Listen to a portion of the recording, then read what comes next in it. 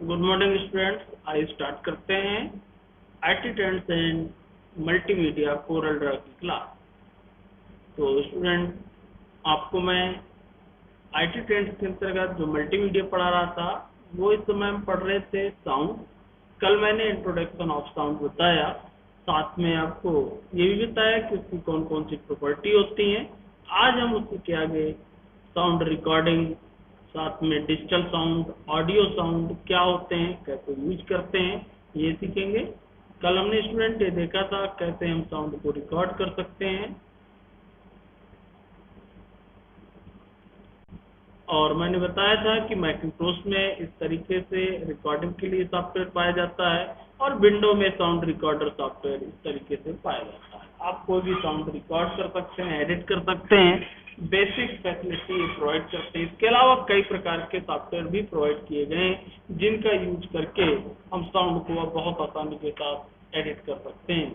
देखिए, sound recording जो file होती है वो फाइल आपकी बाय डिफॉल्ट क्या होती है, फिर उसको कैसे इंक्रीज किया जा सकता है, वॉल्यूम को घटाया जा सकता है, कुछ ये इफेक्ट इसमें प्रोवाइड किए गए हैं जिनको हम यूज कर सकते हैं। फाइल को कन्वर्ट करने की फैसिलिटी भी प्रोवाइड की गई है, हम कन्वर्ट भी कर सकते हैं। तो इस प्रकार से कुछ बेसिक इफेक्ट भी इसमें होते हैं जिनको हम स्पीड को इंक्रीज किया जा सकता है, डिक्रीज किया जा सकता है। और इसके अलावा साउंड को जो सॉफ्टवेयर पाया जाता है उसमें बहुत सारी फैसिलिटी प्रोवाइड की गई। अब बात करते हैं capture and playback of digital audio. Digital audio को कैसे रिकॉर्ड करते हैं और कैसे चलाते हैं, कैसे कन्वर्ट होता है। तो इस डायग्राम के माध्यम से आप समझिएगा स्टूडेंट। एयर प्रेशर वाइब्रेशन, जैसे मैं बोल रहा हूँ तो एयर प्रेशर हो रहा है इसमें, तो जिसके कारण वाइब्रेट जनरेट होगा, वाइब्रेशन। हमारे पास माइक्रोफोन होना चाहिए, चाहे कोई भी माइक्रोफोन हो, और वाया कैप्चर यानी कि कंप्यूटर में जो हम ऑडियो रिकॉर्ड करते हैं किसके माध्यम से करते हैं, माइक्रोफोन के माध्यम से। माइक्रोफोन से यहाँ से जो बोल रहे हैं वो रिकॉर्ड हो रहा है। और यहाँ पे प्रोसेस थोड़ा सा समझिएगा स्टूडेंट आप। यदि यहाँ पे मैं प्रोसेस की बात करूं, देखिए ये तो यहाँ एनालॉग टू डिजिटल कन्वर्टर की आवश्यकता होगी। क्यों? क्योंकि ये जो सिग्नल निकल रहे हैं ये एक्चुअल में एनालॉग सिग्नल निकल रहे हैं, एनालॉग सिग्नल है।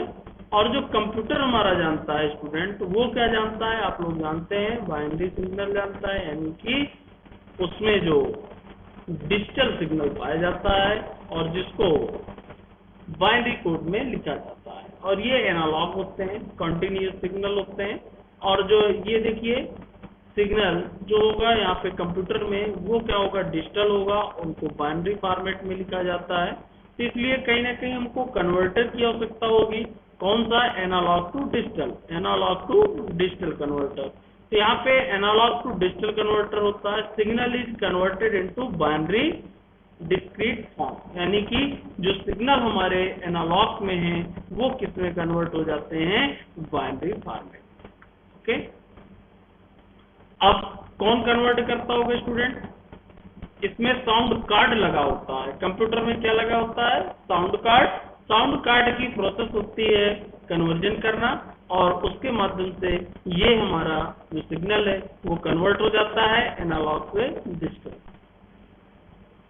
अब दूसरी प्रोसेस, जब ये कंप्यूटर से जब हमको सुनना होता है तो एक्चुअल में हमको स्पीकर का यूज करते हैं सुनने के लिए। तो जब हम सुनने के लिए स्पीकर का यूज करते हैं तो एयर प्रेशर होता है और वाइब्रेट होता है, यानी कि ये भी एनालॉग होता है स्पीकर में जो हमको मिल रहा है। तो फिर से हमको इसको रिपीट करने की आवश्यकता होगी, दोबारा से कन्वर्ट करने की आवश्यकता होगी। कौन सा, डिजिटल टू एनालॉग, यानी कि अब आपको समझ में आ गया होगा, कंप्यूटर जो है वो डिजिटल में है, हम जो बोल रहे हैं वो एनालॉग है, जो हमको सुनना है वो भी एनालॉग है। जो हम बोल रहे हैं पहले उसको हमको किस में किया, ADC, यानी कि digital analogue to digital converter, यानी कि पहले क्या यूज हुआ, analogue to digital converter.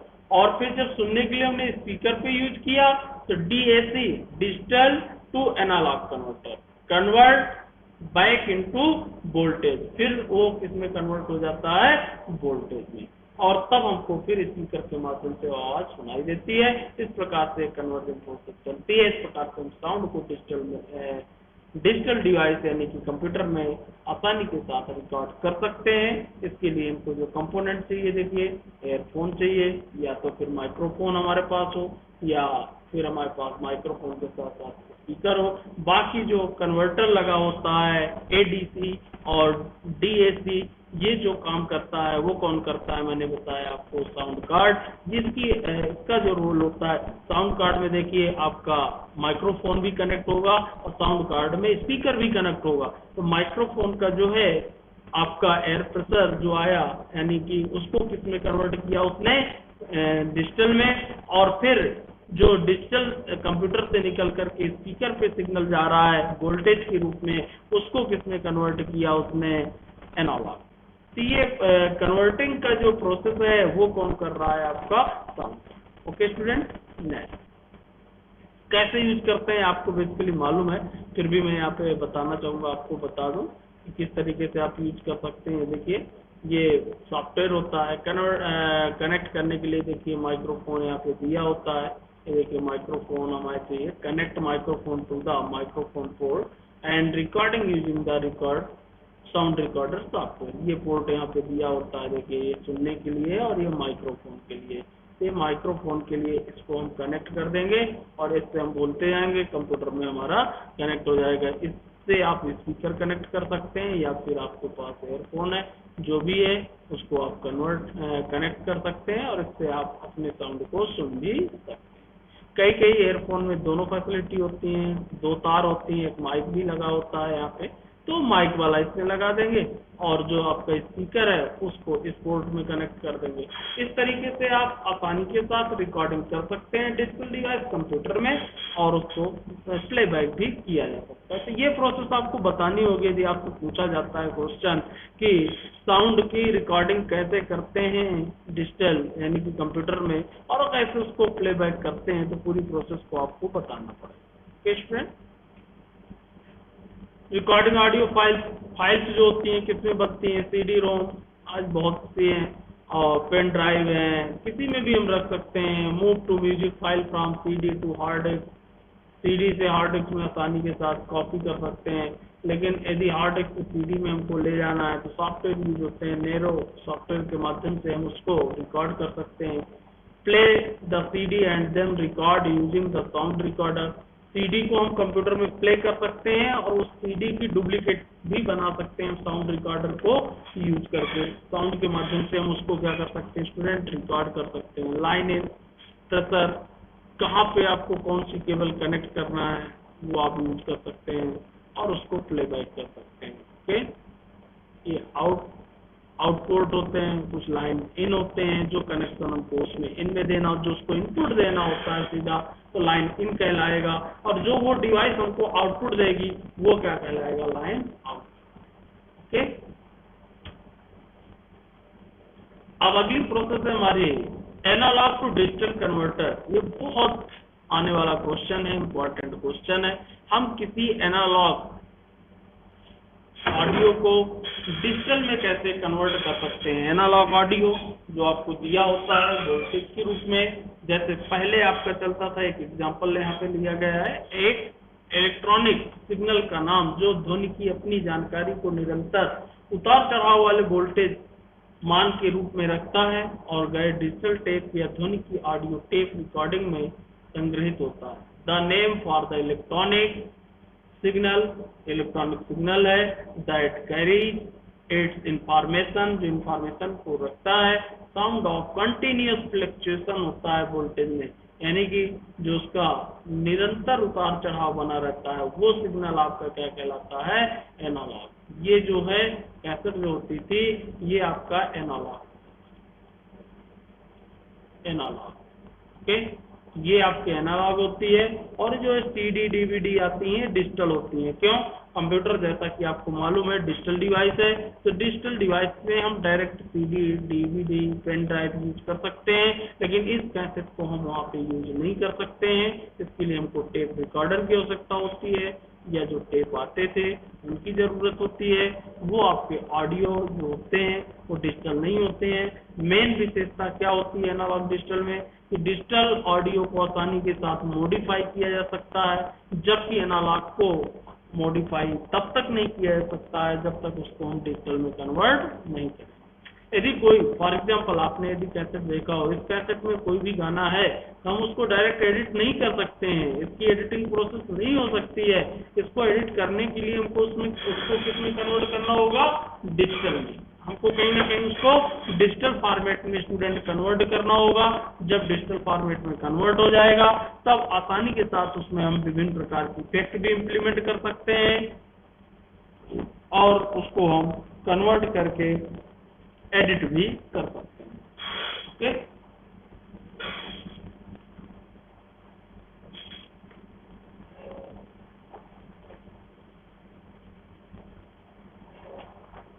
a sound is recorded by a measurement of the amplitude। हम साउंड को रिकॉर्ड करते समय एम्पलीट्यूड को निर्धारित कर सकते हैं। कितनी एम्पलीट्यूड क्या होता है मैंने आपको बताया था, उसकी वॉल्यूम कितना रखना है ये हम निर्धारित कर सकते हैं। अब at sound regular interval which is defined by the sampling rate, और जो फ्रीक्वेंसी होती है frequent of the simple point, कितने पॉइंट में सर्किल बनाना है ये आपको निर्धारित करता है sampling rate. The process of taking the measurement is called the sampling, और ये दोनों प्रोसेस क्या कहलाते हैं, sampling, and each measurement is called the simple point. नियमित अंतराल और धुन के आयाम का मापन करके एक ध्वनि रिकॉर्ड की जाती है जिसे क्या कहते हैं, एम्पलीट्यूड। लगातार जो आपका पॉइंट है जो कि मैंने बताया सैंपल पॉइंट, वो निर्धारित किया जाता है और उस पॉइंट के आधार पे हम सैंपलिंग रेट को निर्धारित करते हैं। जैसे ये digital audio data are store in the form of sample point, sample point के रूप में ये सैंपल पॉइंट, ये कितने पास है पॉइंट, ये पॉइंट सैंपल पॉइंट कहलाएंगे। हाई सैंपलिंग रेट, जितने पास में पॉइंट होंगे उतना हाई सैंपलिंग रेट होगा, और जितना हाई सैंपलिंग रेट होगा उतनी ज्यादा क्वालिटी साउंड की होगी, उतनी ही अधिक साउंड की क्वालिटी होगी। और लो सैंपलिंग रेट यानी कि ये पॉइंट दूर बनाना, ये सैंपल पॉइंट, ये पॉइंट यदि दूर है तो वो क्या कहलाएगा स्टूडेंट, लो सैंपलिंग रेट, और उसकी जो है क्वालिटी भी क्या होगी स्टूडेंट, लो। यहाँ आप देख सकते हैं सैंपल रिप्रेजेंट द एम्पलीट्यूड और लाउडनेस। सैंपल क्या रिप्रेजेंट कर रहा है, एम्पलीट्यूड और लाउडनेस, यानी कि उसकी आवाज कितनी रखना है। Of sound eight A discrete point in the time, quality of the digital recording depend on the sampling rate. जो साउंड की क्वालिटी है वो किस पे डिपेंड होती है, सैंपल रेट पे। आप साउंड को बनाते समय सैंपल रेट कितना निर्धारित कर रहे हैं वो डिपेंड करता है साउंड की quality. The number of the sample point taken पर सेकेंड, और एक सेकेंड में कितने नंबर ऑफ पॉइंट बन रहे हैं वो आपका क्या बताएगा, सैंपल रेट। ओके, और वेब फॉर्म तो मैं पहले भी बता चुका था, ये वेब फॉर्म है, वेब फॉर्म में ही सिंपल रेट को निर्धारित किया जाता है। जैसे एक एग्जांपल ये देखिए, 1 सेकंड में इतने सिंपल रेट ये, और यदि सिंपल रेट ये बढ़ा दिए जाएंगे तो साउंड की क्वालिटी और बढ़ जाएगी, उसका एम्पलीट्यूड भी बढ़ेगा। ये देखिए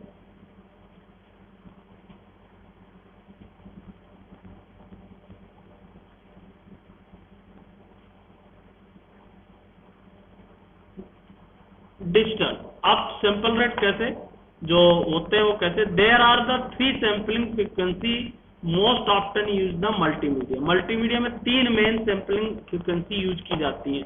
कौन सी, एक ये 44 kHz 44.1 kHz, दूसरा 22.05 और तीसरा 11.025। तो इन सैंपलिंग रेट को आप निर्धारित कर सकते हैं। The higher the sampling rate the more than measurement are taken better quality. लेकिन जब क्वालिटी बढ़ेगी तो साउंड की फाइल साइज भी बढ़ेगी, यानी कि स्पेस भी आपको ज्यादा लगेगा। आप यदि कहीं ना कहीं सैंपलिंग रेट बढ़ाते हैं तो साउंड की क्वालिटी तो बढ़ेगी लेकिन फाइल की साइज भी बढ़ेगी। The lower the sampling rate the lesser the measurement, come measurement होगा और टेकन लो क्वालिटी, और उस साउंड की जो क्वालिटी होगी वो भी क्या होगी, लो होगी। The number of bits use to describe the amplitude of sound wave when sampled determines the sampling size. Okay, ये मैं आपको समझा चुका है। ये हाई सैंपल रेट है और ये आपका क्या है स्टूडेंट, लो सैंपल। देखिए जब साउंड बनाएंगे किसी भी सॉफ्टवेयर में बनाएंगे, इतने पैरामीटर आपको पास करना पड़ेगा। ये पैरामीटर क्या होते हैं मैं यहाँ पे आपको समझा रहा हूँ। Sampling rate, sample size, resolution, the number of bits use to recorded the value of the sample in a digital signal. जैसे यहाँ पे आपने सीडी क्वालिटी सेलेक्ट किया, देखिए यहाँ पे सैंपल रेट कितना हुआ, 44 के है। सीडी की 44 के है सैंपलिंग रेट होती है। ध्यान भी रखना, पूछा भी जाता है।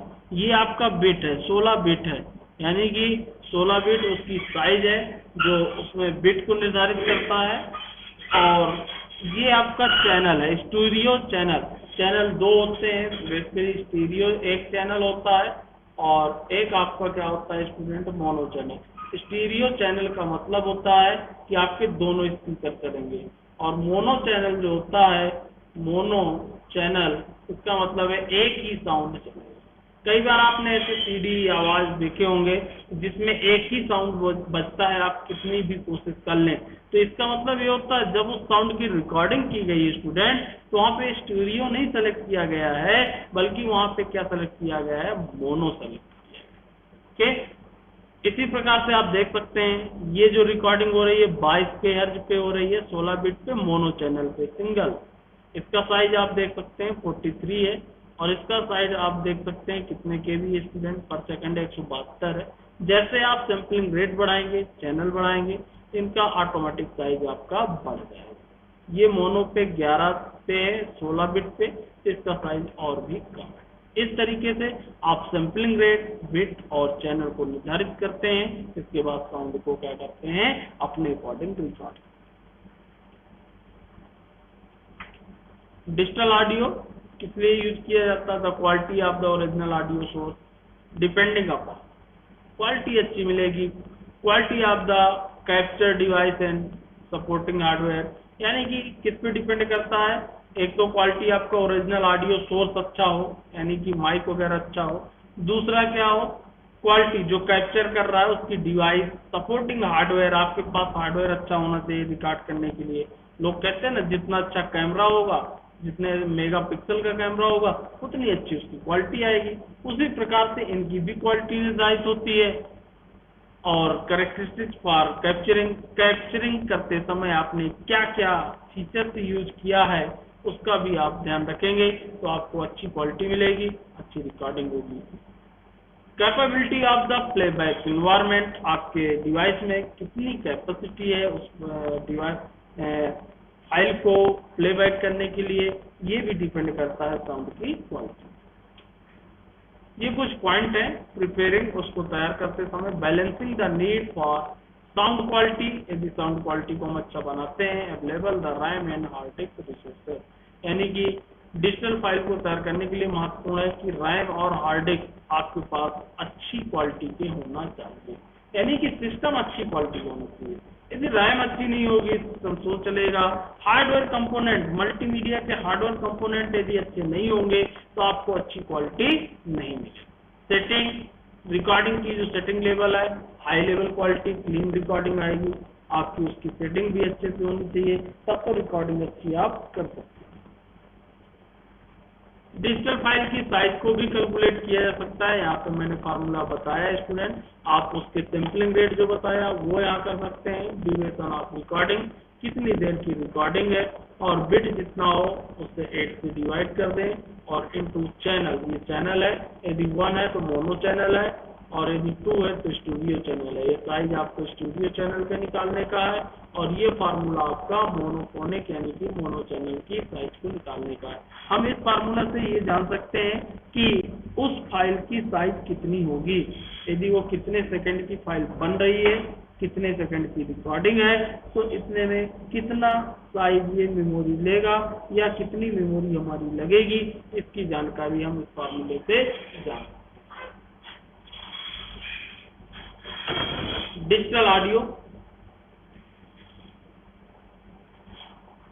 हम डिजिटल ऑडियो को आसानी के साथ देखिए ऑलमोस्ट कभी भी जब जरूरत है एडिट कर सकते हैं, ये हमको फायदा मिलता है। ट्रिम कर सकते हैं, उसको छोटा कर सकते हैं, मिला सकते हैं, उसका वॉल्यूम घटा बढ़ा बढ़ा सकते हैं, मल्टी ट्रैकिंग कर सकते हैं, एक साथ कई गाने को मिक्स कर सकते हैं, ये सारे हमको फायदे मिलते हैं। ऑपरेशन को कन्वर्ट करते समय किसी दूसरे फॉर्मेट में कन्वर्ट किया जा सकता है, रीसैम्पलिंग किया जा सकता है, सैम्पलिंग को बढ़ाया जा सकता है, घटाया जा सकता है, विभिन्न प्रकार की इफेक्ट भी यूज किए जा सकते हैं। ये सारे फायदे हमको डिजिटल साउंड में मिलते हैं। डिजिटल साउंड सॉफ्टवेयर स्टूडेंट, ये हमारे पास सॉफ्टवेयर है जिनका आप यूज कर सकते हैं। यहाँ पे मैंने नाम बताया है, ये देखिए साउंड फोर्ज एक बहुत अच्छा सॉफ्टवेयर आता है पीसी के लिए और विंडो के लिए, इसको आप यूज कर सकते हैं। इसके अलावा ये साउंड फोर्ज है, इसके अलावा अदर सॉफ्टवेयर भी हैं जिनको आप यूज कर सकते हैं ऑडियो एडिटिंग के लिए। कूल एडिट प्रो आता है, इसको यूज कर सकते हैं। गोल्ड वेव आता है, ठीक है, प्रोसोनिक आता है, इसका यूज कर सकते हैं। सैम्पलीट्यूड स्टूडियो आता है, इनमें से कोई भी सॉफ्टवेयर। इसके अलावा आप आज की डेट में मोबाइल में भी विभिन्न प्रकार के सॉफ्टवेयर आते हैं, उनका यूज करके, जो ऐप आते हैं उनको यूज करके आप आसानी के साथ ऑडियो को एडिट कर सकते हैं। MIDI ऑडियो, MIDI ऑडियो क्या होता है स्टूडेंट, इसको हम कल बताएंगे और आप यहाँ तक पढ़िएगा और जो समझ में ना आए आप बता सकते हैं, मुझे मैसेज कर सकते हैं। इसके आगे मैं कल क्लास लूँगा MIDI मिडी ऑडियो क्या कहलाता है और इसका क्या यूज। आज की क्लास में तक ओके।